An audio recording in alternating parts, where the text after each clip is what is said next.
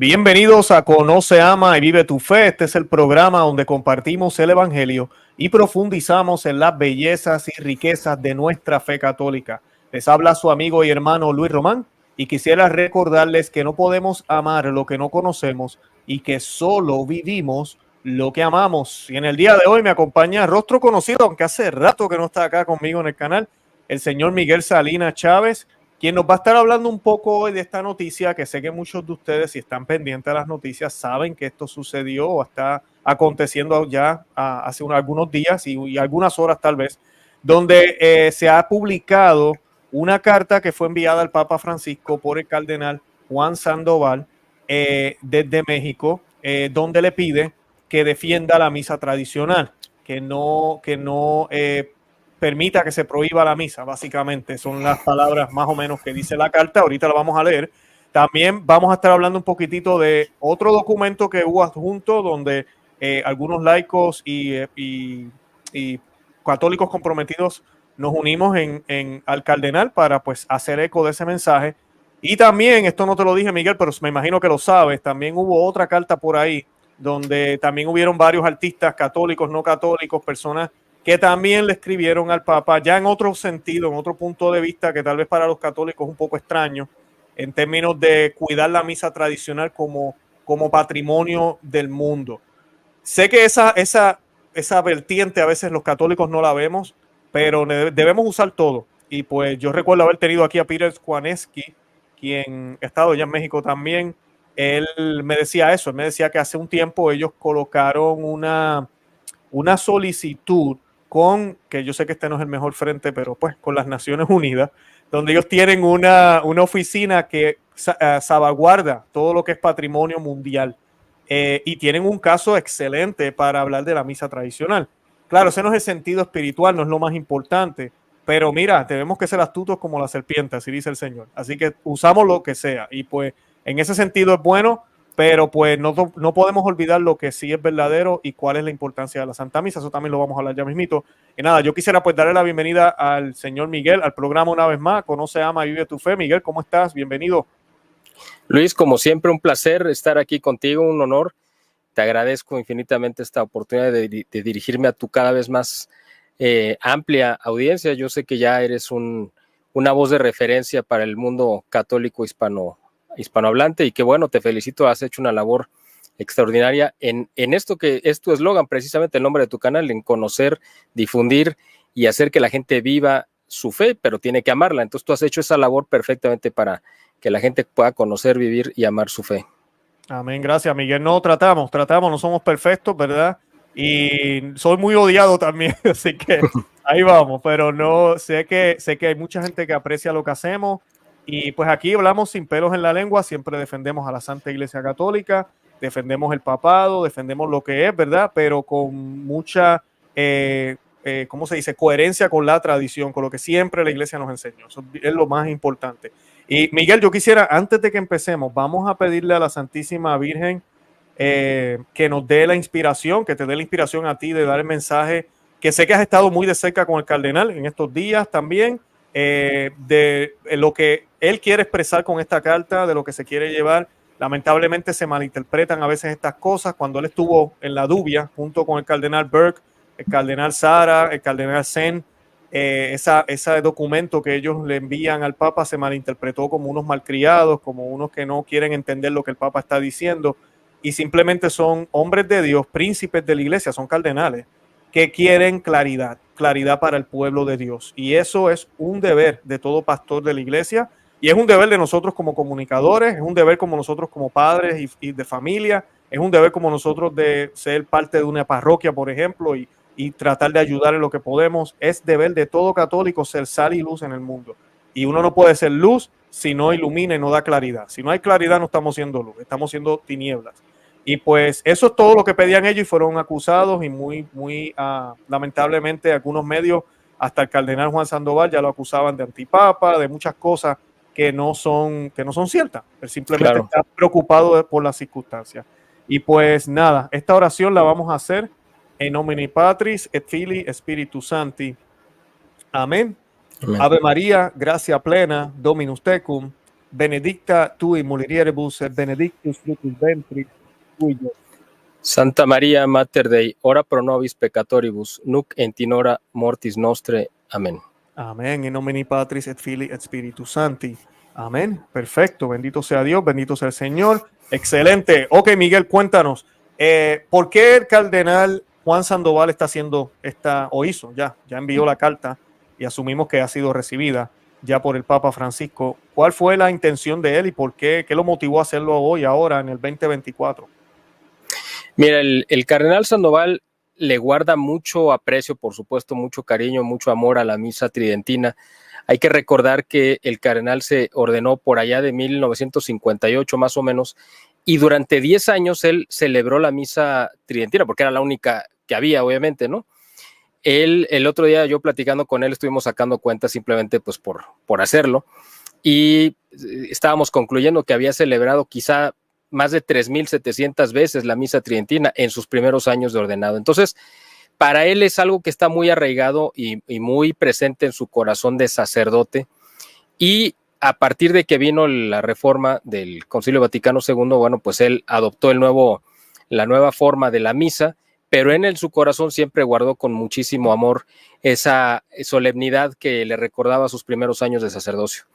Cuando viene este documento del Papa Benedicto XVI, Sumorum Pontificum, en el cual se promovía o se incentivaba que se retomara la sana práctica de volver a celebrar la misa tridentina, el cardenal también lo recibió con mucho agrado y fue de los primeros. De hecho, directamente el Papa Benedicto le llamó por teléfono al cardenal Sandoval para pedirle que si podía acoger alguna comunidad, de la Fraternidad Sacerdotal San Pedro en alguna parroquia en Guadalajara, y él les asignó una parroquia, siendo todavía arzobispo, y los ha protegido desde entonces. Él ha tenido con mucho cariño la amistad y la fraternidad con este grupo de sacerdotes que celebran la misa tridentina.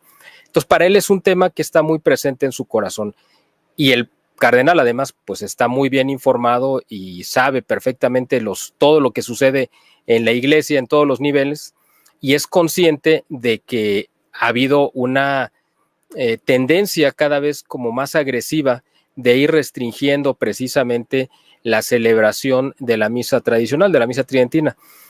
Consciente de esto, además de que parece que es como le estaban poniendo el acelerador para este verano de este año, que los rumores eran cada vez más insistentes de que venía ya una restricción completa, dado que el documento del 2021 que se publicó por parte del Papa Francisco como que no había surtido el efecto que se esperaba en cuanto a tratar de desincentivar el crecimiento y el interés de la gente por la misa tradicional, sino al contrario, ha provocado un mayor incremento de comunidades, y las que ya existen pues han aumentado su número de miembros. Bueno, pues parece que venía un intento, viene porque está todavía en el aire, de tratar de restringirla, ¿no? Entonces, el cardenal Sandoval, consciente de todo esto y siempre muy atento al sentir de su rebaño, porque él, aunque es arzobispo emérito, es decir, ya no tiene el gobierno como tal de la arquidiócesis de Guadalajara, pero sigue siendo obispo, y él dice, bueno, pues yo soy cardenal, por supuesto, pero mi ordenación episcopal me ordena como pastor seguir al frente de mis ovejas y seguir predicando, denunciando y pues defendiendo lo que he defendido toda la vida. Entonces, él, coherente con ello, más, además hay que recordarlo, que él fue la persona que hizo o que logró el artífice de que los santos mártires cristeros llegaran a los altares y que se sacaran de los libros, o más bien del baúl del olvido en el que estaba arrojada la guerra cristera. Pues él mismo fue quien sacó de ese olvido, le quitó el polvo a este acontecimiento heroico de México y llevó, gracias a su gestión, a los santos mártires a los altares. Todos los santos mártires, los sacerdotes que murieron martirizados, pues celebraron la misa tridentina. Entonces, hay muchos factores por los cuales el cardenal Sandoval siempre se ha sentido muy cercano e identificado con la misa tridentina. Entonces, con todo esto que te acabo de comentar, este antecedente, él viendo que había un preocupante rumor de que podía llegar a restringirse de manera parcial o total la celebración de la misa, pues sintió la necesidad, el impulso de dirigirse directamente al Papa y pedirle, suplicarle. Vamos a leer la carta como tú dices, y la gente se dará cuenta que es una carta muy comedida, digamos, muy, pues, muy amorosa en el sentido de cómo le pides a un pastor, tú siendo parte de su rebaño, pues que proteja, ¿no?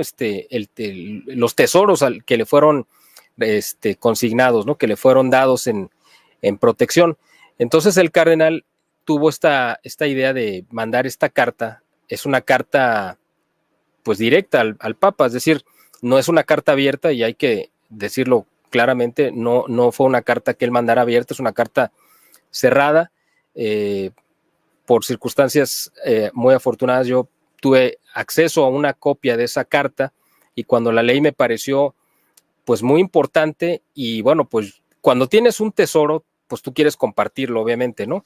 Entonces, es lo que yo hice. Acuérdate que en el Evangelio viene ese pasaje cuando se narra de que una persona había perdido un tesoro y lo encontraba, pues llamaba a todos sus amigos y hacía una fiesta para decirles, miren, encontré esto que estaba perdido.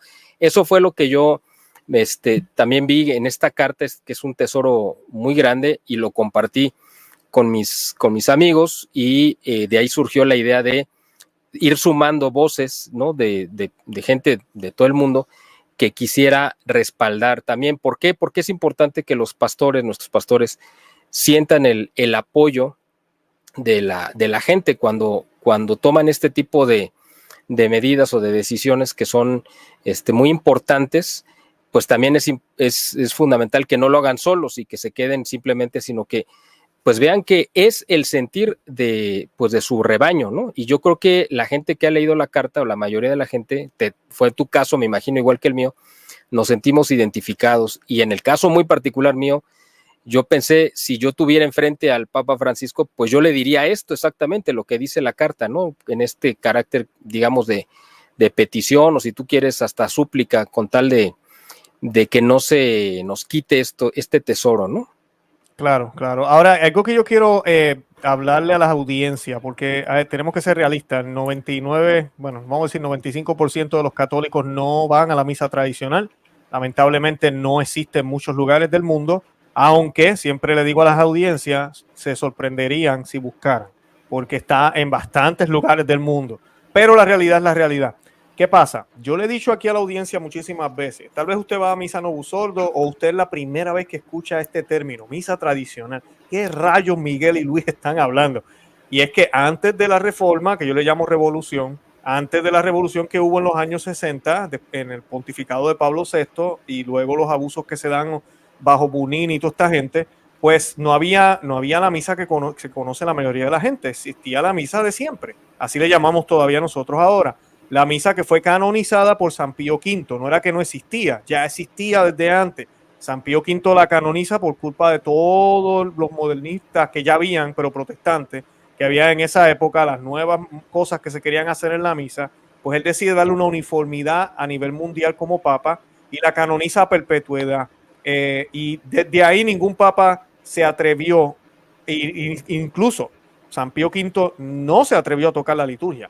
Él lo que hizo fue asegurarse que lo que había se mantuviera por perpetuidad, se cuidara por perpetuidad. Esa fue su intención. A diferencia de lo que sí son los 60, que ya es una intervención de unas manos de teólogos, incluso de protestantes, que entraron en esto para tratar de buscar una misa más ecuménica, más abierta. Tiene todavía algunos elementos que vienen de esa misa tradicional, pero lamentablemente también le quitaron muchísimo. Y entonces, de aquí, esto que yo acabo de decir es que parte la importancia de que si usted no conoce la misa tradicional o usted piensa, esto, ¿qué me importa a mí? Te debería importar. Te voy a decir por qué. Si la misa nueva todavía en algunos lugares se celebra reverentemente, es porque le han dado énfasis a esos pocos elementos que tiene de la misa original, de la misa tradicional. Si la misa tradicional desaparece del mapa, ya no va a haber punto de referencia. Y si es ahora, apenas 60 años después, vemos las monstruosidades que vemos en las parroquias a veces. Imagínense si ya no tuviéramos el punto de referencia de la misa tradicional. Estamos hablando de misas que ya no van a ser válidas. Estamos hablando de misas en el futuro ecuménicas, completamente ecuménicas, donde vamos a ver musulmanes, judíos en el altar. Eso puede llegar y se le va a hacer más fácil al enemigo que suceda si la misa de siempre, una misa muy cristocéntrica, que no se enfoca en nada con los asistentes o los que estamos ahí escuchando la misa, desaparece. Es más fácil.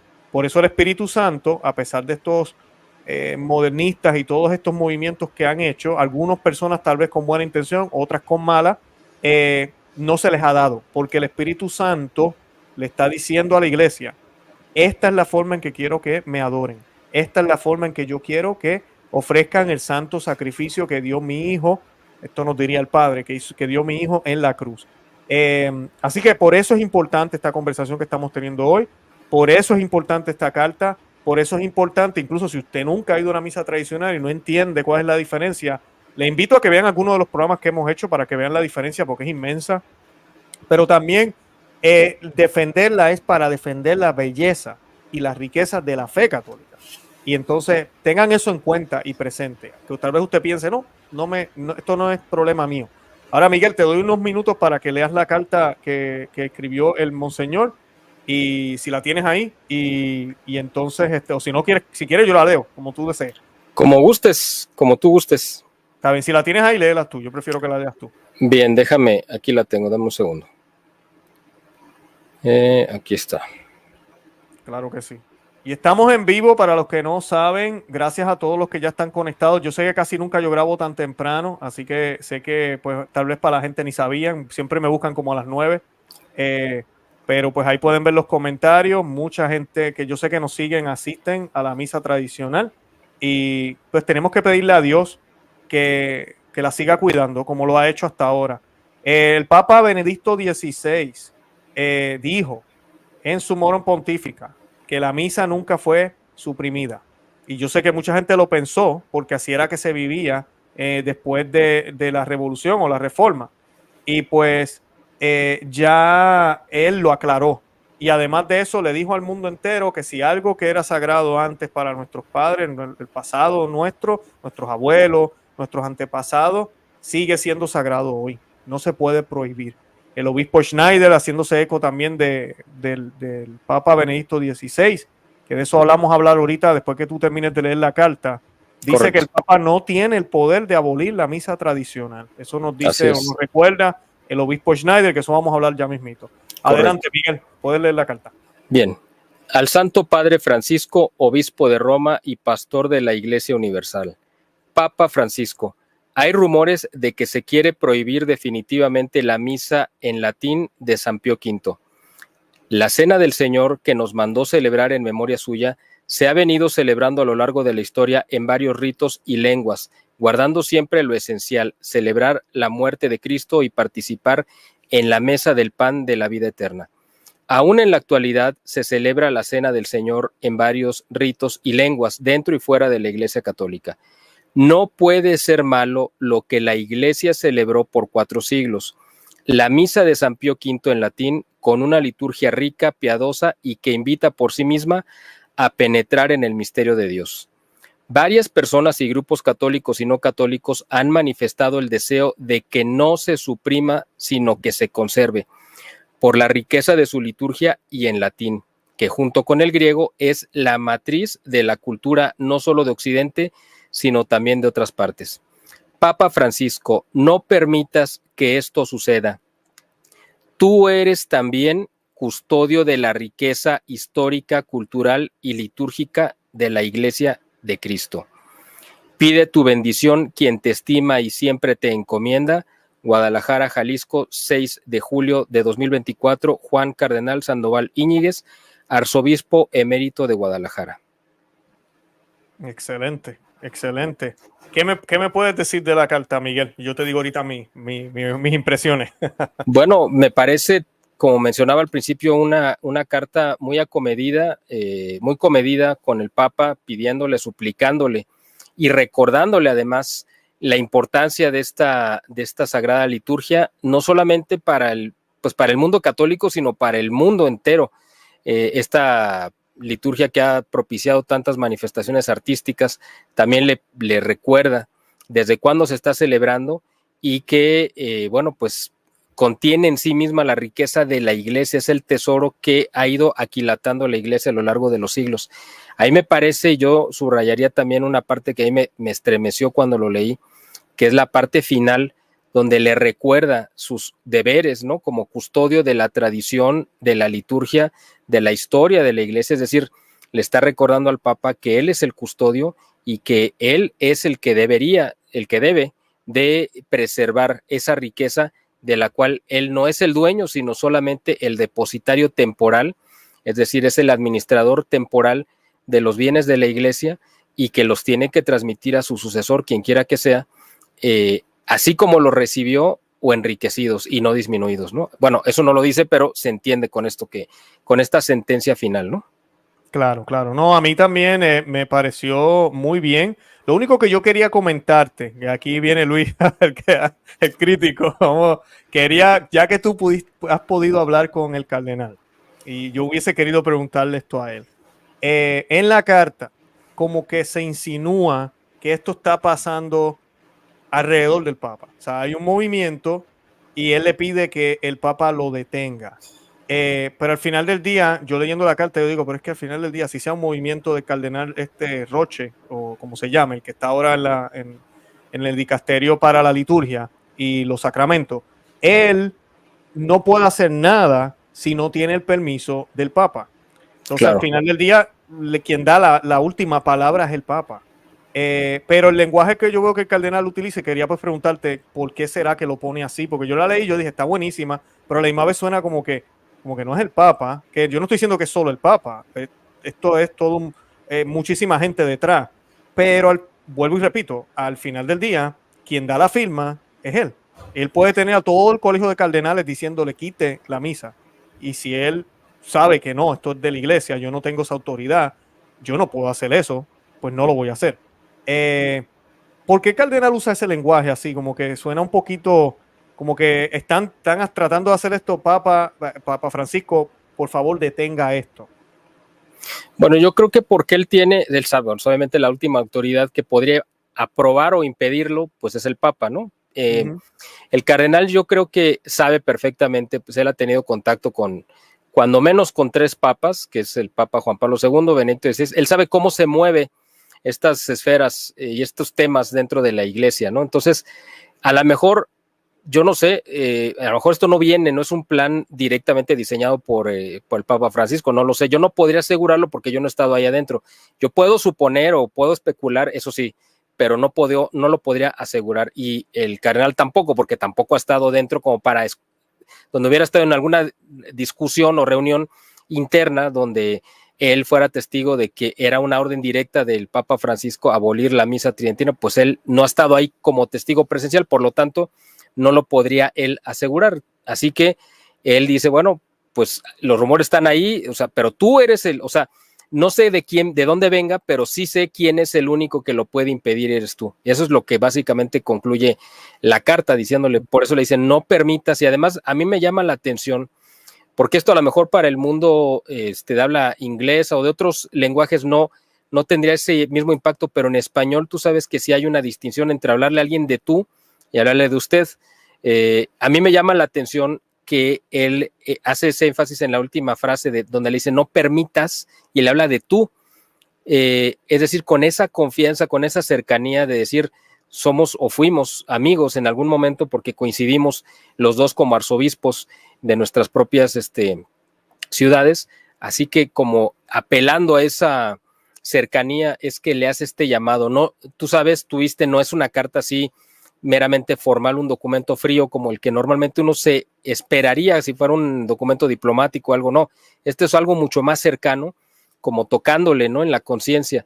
Entonces yo me imagino que por eso el cardenal no le dice, tú eres el responsable de que esto haya llegado a estos límites, a estos extremos, pues no, porque no lo asegura, lo único que sí le recuerda es que él es el único que lo puede impedir, y ahí es donde yo creo que es donde él pone ese énfasis, recordándole sus deberes, ¿no? Como depositario de estos tesoros de la iglesia, y al mismo tiempo diciéndole, pues aunque ya se haya colado todo lo demás, tú lo puedes frenar, tú lo puedes impedir, ¿no? O sea, que al final de cuentas creo que esa es la razón por la cual el cardenal pues no le da una responsabilidad directa al Papa de lo que está pasando, porque simplemente porque yo creo que no tiene pruebas como para decirlo, y aunque las tuviera, pues a lo mejor no, pues no las ventilaría abiertamente, ¿no? Sí, yo creo que también aquí hay algunos teólogos y canonistas que a veces uno se pone a hablar con ellos y uno se pone a hacer un poquito de conclusiones porque es difícil saber lo que el Papa tiene en su mente, ¿verdad? Y en su corazón. Pero una de las cosas que percibimos tal vez, no es tanto, yo creo que a ellos les importe tanto la liturgia. Lo que sucede es que ven que este grupo que usualmente estuvo abierto cuando estuvo la pandemia, no se colocó lo que, ¿verdad? La inyección ni nada de salud, no van a ninguna marcha arcoíris. Aquí en Estados Unidos, ese mismo grupo, el FBI, se dio cuenta que tenía algo en común. Decía que esto es católico, hay un grupo de católicos. Hay uno que va con nosotros, con la agenda, y no tienen problema, como James Martin y muchos cardenales. Pero hay un grupo que no es el más grande, pero esta gente se resiste y no quieren ir con la Agenda 2030, no quieren todo lo que ya mencioné, pero tienen algo en común. Van a la misa tradicional. Y yo no estoy diciendo que en la misa Novusoldo no hay nadie también que piense igual, pero la realidad es porque para que el FBI, que no son católicos, el FBI, el Federal Bureau of Investigation aquí en los Estados Unidos, y esté detrás de las misas tradicionales, te dice mucho. Ellos se han dado cuenta. Dicen, esta gente son distintos. Y es que la misa da esos frutos, obviamente, la misa tradicional, la manera en que se vive. Yo creo que es más eso, dentro de la iglesia, ver este grupo que se ha mantenido firme y que no va con todo esto del ecumenismo exagerado que ellos llevan, no van con todo lo demás, y se dan cuenta que lo que tienen en común y lo que los ha hecho crecer son los seminarios tradicionales, la misa tradicional, pues quítale eso. O sea, no sé si tú piensas igual, pero mucha gente a veces nos hemos puesto a pensar y decimos, el Papa Francisco no es liturgista, yo no creo que él sea tan meticuloso con nada de eso. Benito XVI sí era un poco más, pero él no tiene ese carisma, ¿verdad? No estoy diciendo que sea malo, que no lo tenga, sino que yo no veo que sea ese el problema, porque incluso ahorita mismo hay esto no me recuerdo ahora el rito, pero hay un problema ya en otro país, creo que es en África, en una zona de África, donde le están pidiendo a esa gente de allá que tienen un rito local que antiguo ya apostólico. Debe ser en Etiopía, me imagino. No más, sí, creo que sí, pero yo sé que ese rito es Oriente. Y creo que hay un movimiento para hacerlo mirando hacia la gente, y los que están con el Papa le están pidiendo a ellos que no, que deben estar mirando hacia Dios.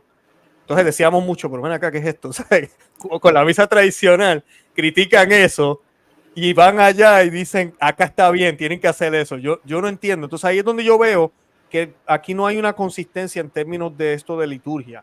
Es más, lo que te acabo de mencionar, es más política.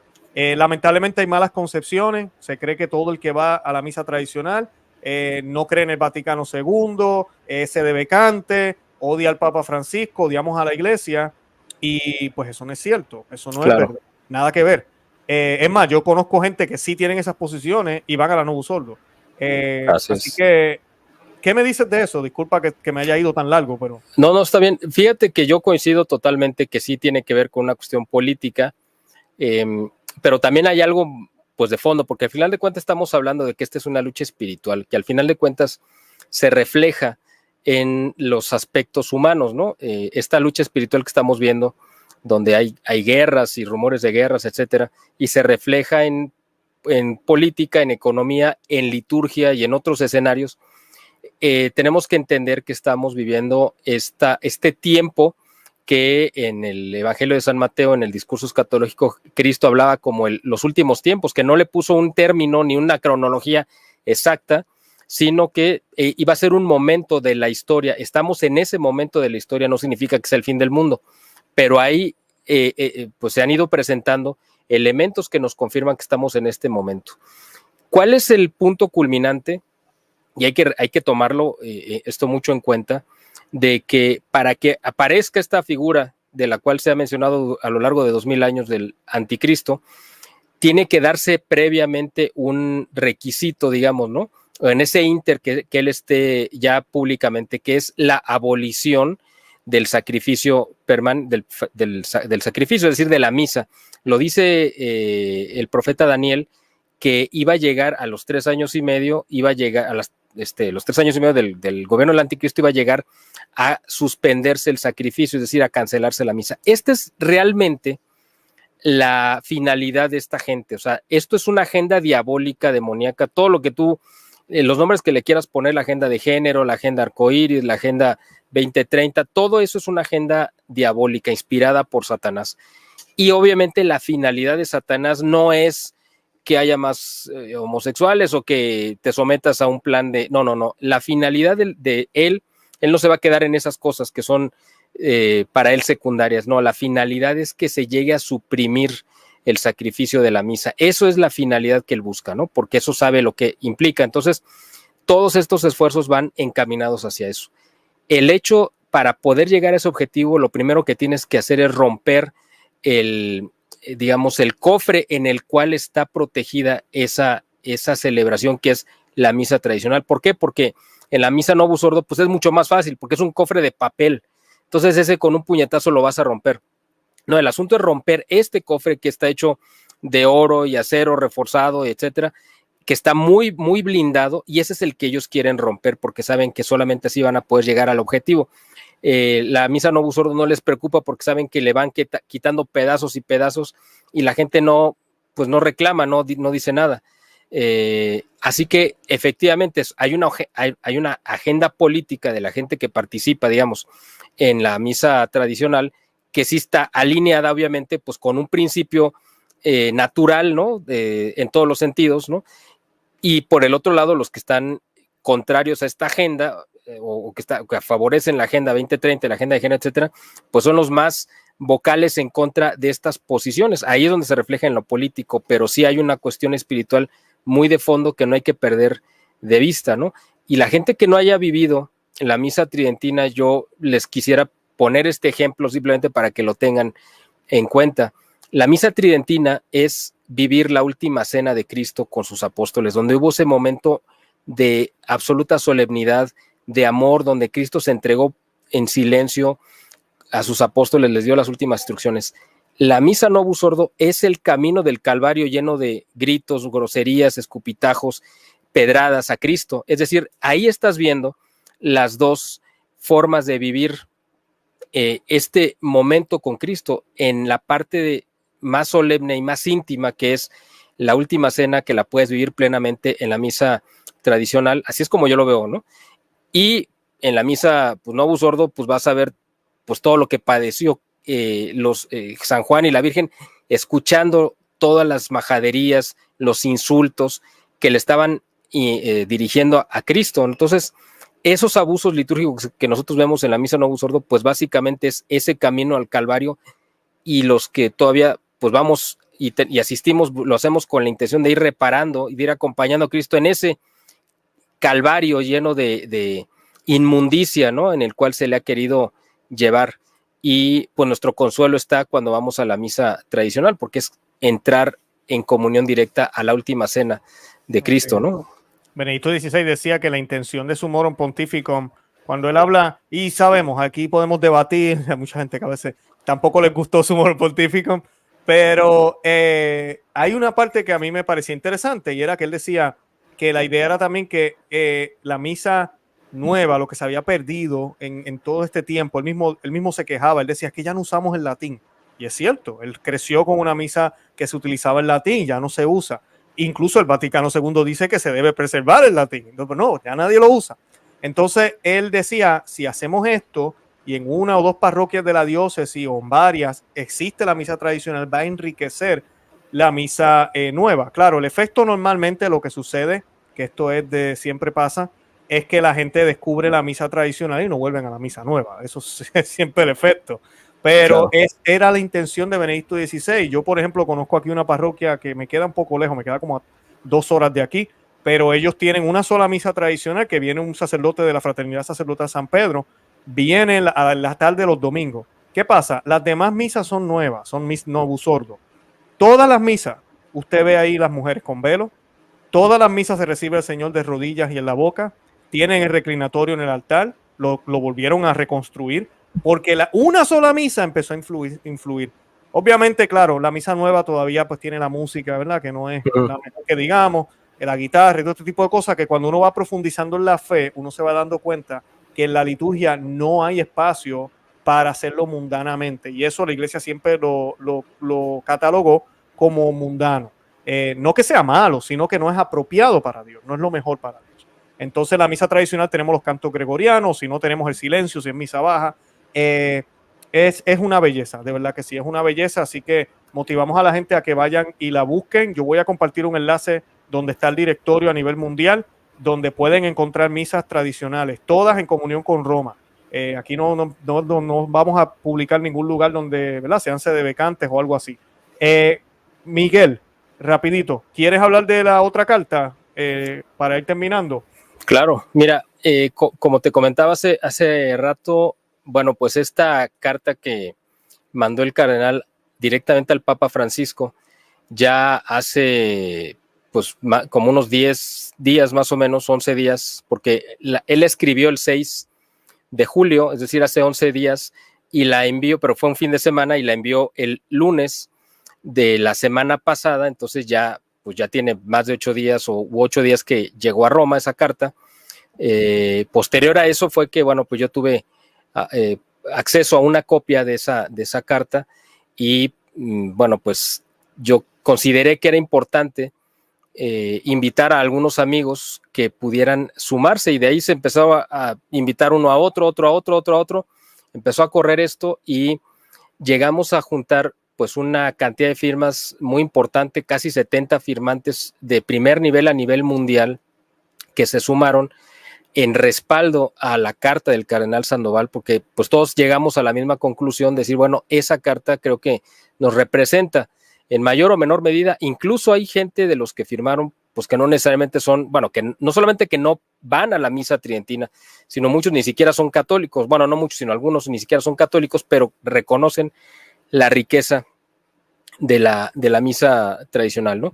Entonces esto es muy relevante porque, por ejemplo, aquí en México nosotros recabamos firmas, incluso a lo mejor para ustedes en Estados Unidos o en otras partes no tendría mayor relevancia, pero por ejemplo aquí llegamos a recabar firmas de militares de muy alto nivel, lo cual es algo excepcional porque, bueno, pues aquí en México la iglesia y el Estado no solamente están separados, sino en muchos momentos han estado peleados, ¿no? Y de manera irreconciliable. Aquí estamos viendo, pues aquí tuvimos la guerra cristera, ¿no? De militares asesinando católicos, así que el hecho de que haya militares, uno de ellos un general de división, que es el grado más alto al que puede llegar un militar aquí en México, haya pedido porque lo valora, y otros muchos, ¿no? O sea, hay intelectuales, hay artistas, comunicadores, por supuesto, y bueno, gente de verdad. Yo creo que la gente que tenga oportunidad de leer los firmantes se van a impresionar del nivel de gente que se sumó a esta iniciativa. Obviamente hay miles de personas más que quisieran sumarse, ¿no? Y bueno, pues ojalá que encontremos algún mecanismo a través del cual la gente que se quiera sumar lo pueda hacer. Incluso hay un dato importante, hay un compositor inglés, si no mal recuerdo su nombre me parece que es James Macmillan. Bueno, no tengo ahorita el dato correcto, no quiero darlo mal por si me equivoco, pero él es un compositor inglés muy, muy reconocido, y él fue el que convocó a otra ronda de firmas también pidiendo lo mismo, con personalidades del mayor nivel en Inglaterra, es decir, incluso con lores y sires y gente de ese nivel de la realeza inglesa, que le enviaron una carta al Times de Londres pidiendo al Vaticano. Ahí sí era una carta abierta y era una carta dirigida al Vaticano, es decir, no iba a una persona en específico pidiendo lo mismo. Bueno, pues este señor, este compositor, cuando vio la carta del cardenal Sandoval, dijo, bueno, pues yo creo que yo debería de, vamos a decir, como someter mi petición a la del cardenal Sandoval, es decir, sumarme yo a la carta de él junto con la gente que nos firmó, porque por jerarquía y por importancia era fundamental que se sumaran a la carta del cardenal Sandoval, ¿no? En lugar de manejarlo por separado. Así que esto yo creo que te da una idea del impacto que ha tenido. Además, si tú tienes oportunidad de revisar, hay los principales medios de comunicación católicos a nivel mundial en inglés y en español han hecho eco de esta carta del cardenal Sandoval y de los firmantes que se adhirieron a ella, aunque el cardenal, obviamente él no tiene nada que ver con la recabación de firmas ni nada, o sea, él mandó la carta y se acabó ahí el tema con él, pero pues nosotros que por nuestra cuenta como laicos independientes quisimos dar una muestra de apoyo a esa carta, que no nos lo pidió por supuesto el cardenal, sino nosotros lo hicimos por nuestra cuenta. Medios de comunicación de lo más importante a nivel mundial, católicos, han hecho eco de esto. Entonces esto tiene un impacto porque además lo estamos viendo que es un tema que se está comentando en programas de análisis como este que estamos teniendo ahorita y otros en diferentes partes del mundo, ¿no? Entonces yo creo que tuvo un impacto, ha tenido un impacto, la verdad, muy, muy grande, y esperemos el simple hecho de que ahorita no haya salido ese famoso documento que parecía que iba a salir desde el lunes, me parece que es consecuencia de estos esfuerzos que hemos hecho. Es decir, no sé si se ha contenido, si se ha restringido, si se ha cancelado la publicación de este documento, o a lo mejor se vaya a editar para suavizarlo. O sea, pero cualquier cosa que haya sido, creo que ha sido un factor que ha determinado que no haya salido cuando estaba ya muy cantado que iba a salir. Parece que el lunes pasado, que es el día que se hizo pública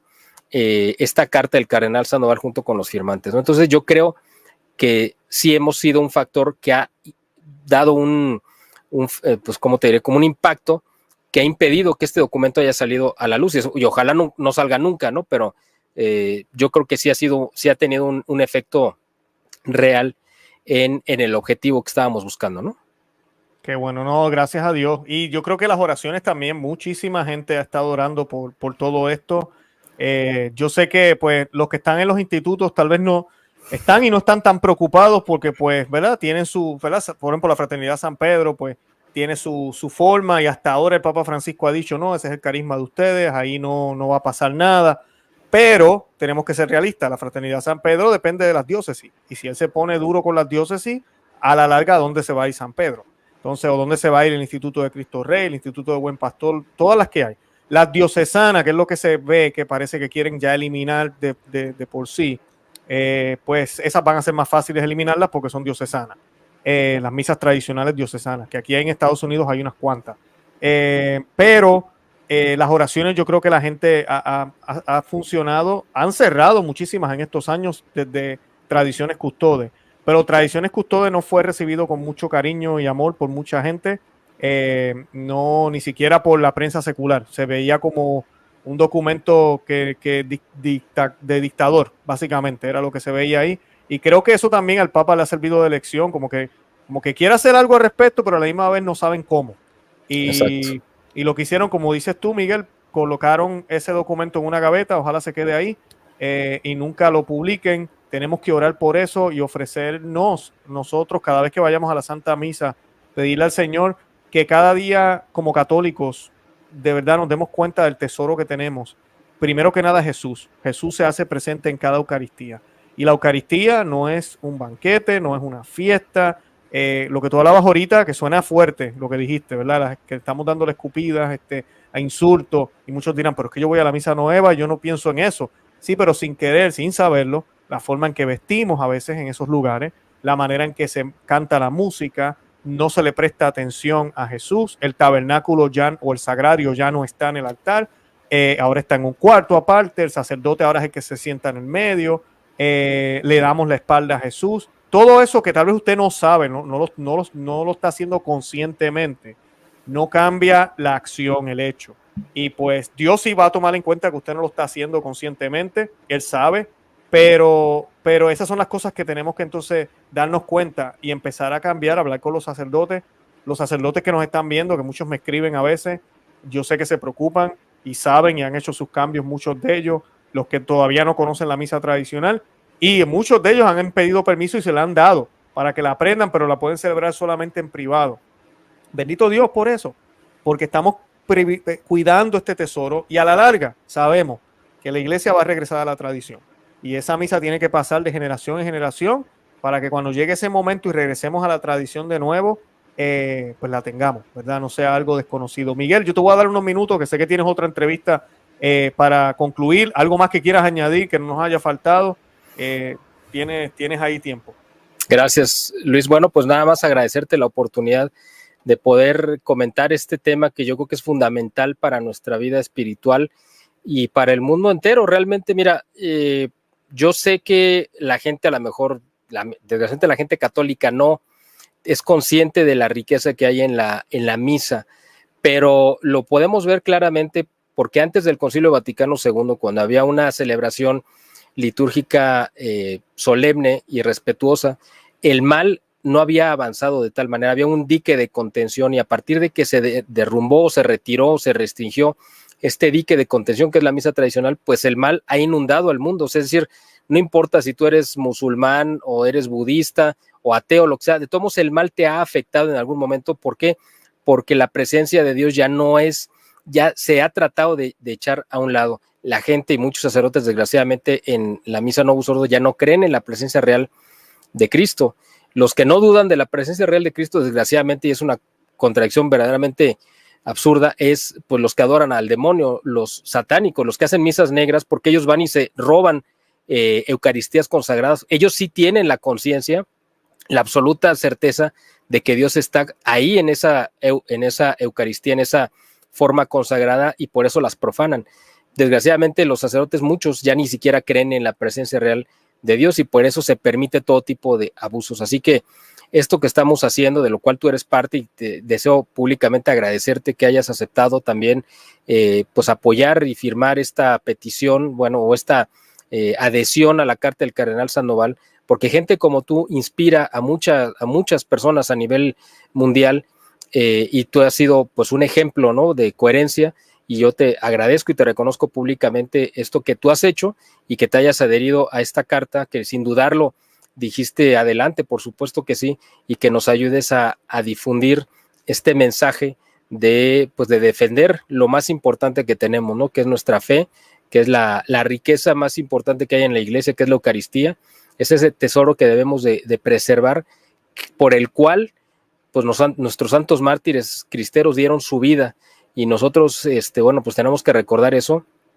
Y esta es la batalla que nos tocó pelear ahora a nosotros. Dios nos mandó en este momento de la historia para dar testimonio de Él ahorita. No nos mandó hace 100 años en la guerra cristera, sino a dar testimonio en este momento, y es cuando tenemos que hacerlo. Así que, pues, te reconozco públicamente tu testimonio, te lo agradezco además.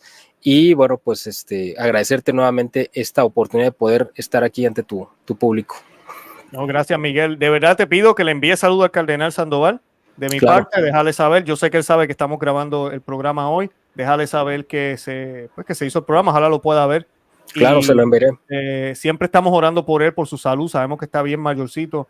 Y ojalá lo pueda volver a tener aquí. No para hablar de la carta, podemos hablar de otra cosa, pero ojalá lo pueda volver a tener de nuevo aquí en el programa. Los que no saben, yo lo he entrevistado a él. Así que lo tenemos, creo que en 2 videos, si no me equivoco.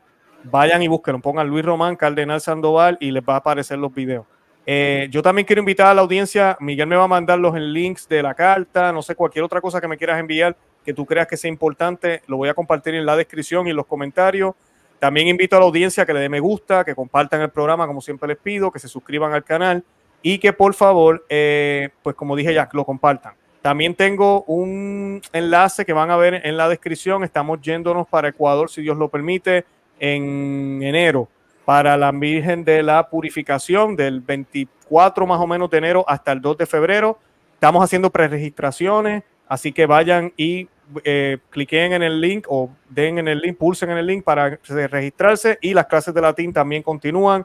Tenemos nuevos cursos en agosto con el profesor Sebastián. Así que el link o el enlace está en la descripción y en los comentarios. Y nada, yo con eso me despido. Les pido las oraciones por Miguel y les pido las oraciones por la Iglesia Católica entera, especialmente por el Papa Francisco. Oremos por él para que el Señor lo ayude. Yo sé que a veces mucha gente me dice, Luis, tú eres un poco, ¿cómo se dice? Naif en inglés, ingenuo. Cuando digo que tengo esperanza de que el Papa se convierta completamente y reaccione y nos diga, me equivoqué. Sería espectacular. Muchos me dicen eso no va a pasar nunca. Yo no pierdo la esperanza. Esa esperanza nos la tiene que dar Dios. Es una virtud teologal. Porque humanamente sí, yo sé, es difícil a veces ver todas estas cosas que sucedan, pero nada, no perdemos nada con pedirle a la Santísima Virgen María, a nuestro Señor, que ellos sean los que decidan cómo van a determinar el rumbo de la iglesia y nosotros vivir nuestra fe católica con mucha alegría. No hay mejor momento para ser católico que hoy, no se olviden de eso. Nada, Miguel, gracias, de verdad que sí, Dios te bendiga. Gracias, Luis, igualmente, que viva Cristo Rey. Que viva Cristo Rey, con eso nos despedimos, de verdad que los amamos en el amor de Cristo y Santa María, ora pro nobis, Santa María, ruega por nosotros. Que Dios me los bendiga, bye bye.